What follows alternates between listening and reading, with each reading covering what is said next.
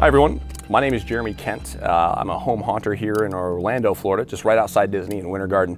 And this year I'm going to bring to you the Asylum, Echoes of Nightmares Past. Every single year I do a different haunted house, a different theme, but I keep it based upon the same story that I've had over the years. So every year is a chapter, and this year is one of our darkest chapters. So this year it's all based upon a 1929 asylum. So it's kind of an older, darker type psychiatric ward, nothing like the new age stuff. But what you're going to do is you're going to go through here, and what happened is that there was a patient that brought this this evil book into it, and it's a relative of the previous year's haunters. But anyway, what happens is a lot of dark stuff takes over the asylum, and then you'll see what happens to all the inmates, and then you have to escape yourself. So we're really excited to bring this to you. Awesome. So come on in, guys. I'm going to show you around a little bit. Like we talked about, you're first going to come on into the asylum. It's kind of like this broken down. You're kind of sneaking back into it again after all these years. But it's kind of come back to life on those Halloween nights. So what you're going to do when you first come on in here, we're still kind of finishing up some of the build, but then you're going to walk into the lobby. So the lobby here has two scenes. When you first come in, it's going to have all the smells. I guess I'll kind of turn on some of the light, but it's the old psychiatric ward. It smells like a hospital, of course. When you first walk in, we kind of set the tone. You know, the God ends here. It's kind of like like nothing's really going to help you a little bit. You might have heard here behind me, we have a little bit of an air blast, which is kind of nice. Over here, just to the right, it's kind of a little bit of a hidden innuendo. St. Elizabeth's Hospital is one of the most infamous psychiatric hospitals in the 20s and 30s with Walter Freeman. He was the head lobotomist and kind of invented a lot of it. So here I had this made on the 31st day of October in 1929, which is the year this takes place. The recipient of a successful transorbital lobotomy, Walter Freeman, and you have my name there a little bit. So a lot of Easter eggs in every single scene. It's kind of nice. I had these wired as well too, got a lot of flicker boxes, but you walk in, you really feel like you've kind of step back into the late 20s, which is kind of nice. And then you have the ferns and things in that nature. So as you make your way through here, of course, the Lord's Prayer. I like to mix a little bit of religion in there because it makes things unsettled. Growing up watching The Exorcist, it kind of gives that uneasy feel to it. And then of course, just the thing. So we're gonna move on in here to the next room. Of course, you gotta check in. I have the loud audio that I did unplug, which is kind of nice. So this is where you're going to check into your booth here. You have our young lady, our receptionist. Unfortunately, she's seen better days. If you take a look, I kind of really set everything up as you would. It's like an old hospital check-in door. I got the plexiglass here, of course, ring for service, and the old candles. Keys, of course, for the inmate cells you'll see later on with even more hanging up here. And a little more Easter eggs from an old party that I had way back in my 20s. You want to take a look at the photos. What I like doing is giving a lot of throwbacks to what kind of got us in today's realm. Did a lot of Halloween parties. That inspired these home haunts. We have some photos of some previous parties and the certain moments. Also some little hidden innuendos. We have like Ted Bundy. I was watching that series and kind of fell in love with a lot of it. So a lot of the photos are kind of throwbacks to kind of what's coming on through here. Also, another film I watched growing up as a kid, Back to the Future, Save the Clock Tower, and George McFly. You can see 2 tickets to the Enchantment Under the Sea. So those are kind of cool things. You normally wouldn't see it in the normal lighting, but as you make your way through the lobby even more, kind of going back to, hey, it was a very subtle, welcoming spot, and not anymore. Evil is kind of really taking over the premises of this asylum. Now we're going to make our way, after you've checked in, we're going to go to the back of the asylum. That's where things are really going to get interesting. Oh God, and then you see one of our patients. Yeah, horrifying. So as soon as the guests walk right on in, I want to set the tone right away. So we welcome you, you're unsettled, now we're going to scare the hell out of you. And that's kind of like I do. A lot of my haunts, I like to go towards the darker side of things, and this year's definitely it. So we have the heat sensors that go off. He'll probably go off again, so don't worry about it. But he's one of our patients here. And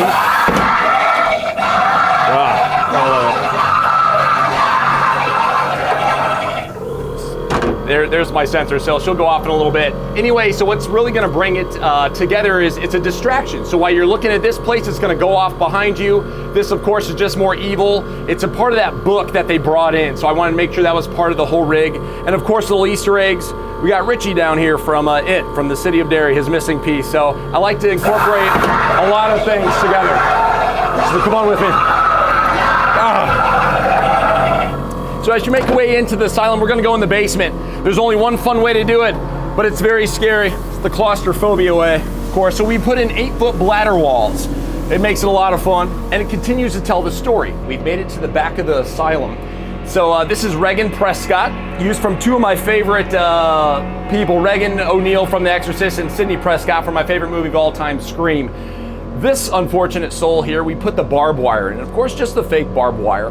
But over here, every prop in the asylum was custom made. So there's nothing from any of your big chain stores.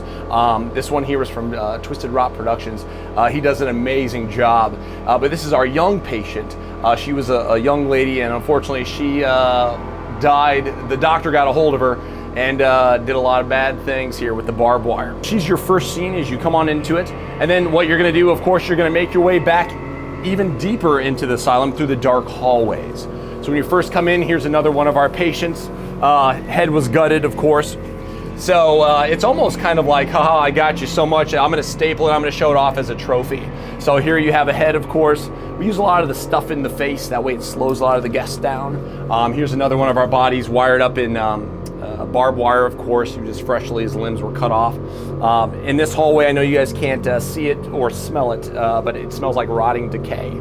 As you make your way in, yet again, we have even more skeletons that were kind of hooked and things of that nature. So you have two more of your patients, and then you're gonna move on in. Here's a little trick I didn't really, people may not be able to see. I don't have lighting on it now, but I will by the time the haunt opens up, is a danger high voltage. I actually use pet pads. You put these on your furniture and it shocks your animal to teach them, a light gentle shock of course, to teach them not to sit on that furniture. Well, I put handprints on here, and when you touch it, it actually sends a jolt to you. So being in the dark, of course, you may not be able to see it, but people that feel around might actually get a jolt. So it's kind of a little something, it's kind of a tribute to shock therapy when it was first coming around. So then every asylum, of course, have to have facilities, and we have a big nasty one in here as well. This is our bathroom scene. As you can see, there's defecation all over the walls. We have tile, of course, old mirrors. Everything's from the old 1920s. You're not gonna find anything that's new. You find it at any large store, you just find a rectangular mirror. I didn't want to do that with any design. I really wanted to make people feel like they were transformed in the late 1920s. So up here on top, of course, you have all the toilet paper. We have cockroaches, and like I said, the defecation. With all that, I'm gonna move those flats there. Oh, and of course, as you're looking here, this is an effect. You may not be able to see it on the camera, but when you look over here, it's actually a spitter effect. It's supposed to be urine. So you're over here looking, there it is, spitting right there. So while you're looking down here, we have the cockroaches and the defecation all over. You're looking here, and the urine will actually get you on the right-hand side. So it's really kind of a classic little thing. Put all the old, all the vents in there. I want to make it as authentic as possible. When you're done here in the bathroom scene, of course, we're gonna go into, every asylum has a padded room. So this one is what I call Cell 87. This one is a very trippy type effect. I have foam walls on either side, and you're gonna make your way through.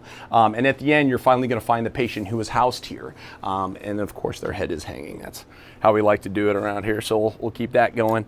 And yeah, you're moving through. The strobe lights are pretty trippy, but they're kind of cool. So what happens is it kind of makes you go insane in a way too. You're surrounded by these foam pads, and then of course you have the head of the victim who ended it all right here. So how do you get through? Well, of course, if you just push through some of the foam padding, you can come on into the next scene. This one too is our children's ward of part of the asylum here. This is the young lady. She did a lot of Sunday school action with the kids, but this is a throwback. We call it the Asylum Echoes of Nightmares Past, and there's a reason why. Like, all the scenes kind of incorporate together that bring the past to life now. But this one here, it's a tribute to the 2016 gathering in the haunted house that I did, but I decided to bring it back to life because it was a pretty gnarly story, of course. She, taught children Sunday school and things like that. The backstory's on the website, you can check it out. But I have 13 crosses, all here for each one of the children that unfortunately passed away. I used, of course, parts of the Bible there, all the pages as the background. And then, of course, you have her detail as well, too. She's really kind of cool. So you bring her on in here, and it's just kind of what would be in the children's ward. They were having a Halloween party, but a lot of the old stuff. And then the old blocks, and the doll heads, of course. And then if you read the story, you'll find how she ended it all here. and it's kind of neat. Also, like little Easter eggs up there, Jeremy, of course, and then one of the children as well too. With the lighting, it really looks good. Trick or treat, so it's kind of a fun little thing. So after the children's ward, you're going to make your way into the boiler room. This one's a really cool scene. I use the air walls again to separate it, not only for the effects but also the story as well too. The red was used as it's like holy in blood, white and everything. So you're going to come on in here in this one, and this is a really cool scene because as soon as you come into this one, we actually have a fog effect. The pipes burst. So you look around, there's pipes everywhere, and then one of our gas chamber victims, which is wild. You can kind of see the liquid sky effect giving you that thing. So what you got to get out really quickly. So come on in into the second chapter of the boiler room. And then of course every boiler room has pipes and chains hanging down here. On the left hand side I have a drop door panel for a character. So if I have nights where I do have a character, this is a very loud drop door panel. So what happens? Now you're in the basement, you're in the boiler room, and there's only one way out of this, and it's through a secret tunnel that was in the basement of the asylum. So that's what we have here. Still a work in progress, but it's a cool little tunnel where you're able to go down. Now you'll notice here on the right hand side I have a lot of the faces as well too of the souls and everybody else that tried to escape and didn't. So they're kind of trapped in this underground tunnel, but it's going to lead you to our finale scene where you're finally going to meet the doctor himself, the one who owned and ran the asylum, who became possessed and killed all of the patients here. So come on in, guys. They bring it right up through the weeds, it's like it's underground, and then lastly into here, and this is where you're going to find our doctor. Of course, you can read the whole backstory on the website and find out what happened to him too, but you have some of the tools, the rats and things, still making some final details to him, but he's kind of the final piece you get to see here at the end. He's our one last scare before you finally and luckily exit the asylum, and that's where we'll take you right back into here. Perfect. And then of course what we're going to do is this all purple lighting, and then we'll have some of the asylum stuff because it does exit you out here into the interior of my home. It'll kind of bring it on in, and then out you go, and that's the asylum. Thank you guys so much for checking out the Asylum Echoes of Nightmares Past. It took a lot of blood, sweat, and tears to put this together this year, and I'm really looking forward to you guys checking it out. You can find us at echoesoftheasylum.com, ECHOS. .com, and then also on Instagram it's _theasylum_. So thank you guys so much for checking us out today, and look forward to seeing you out there.